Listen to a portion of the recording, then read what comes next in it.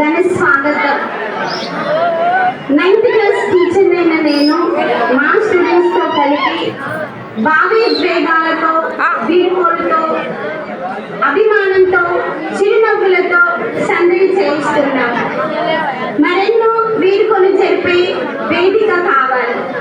మరెన్నో 10th క్లాసులకి ఈ విద్యాలయం ఆహ్వానం పలకాలి. ఈ విద్యాలయంలో విద్యను నింపుకొని సుమేధ స్వాతి కిరణాలై వికసించాలి.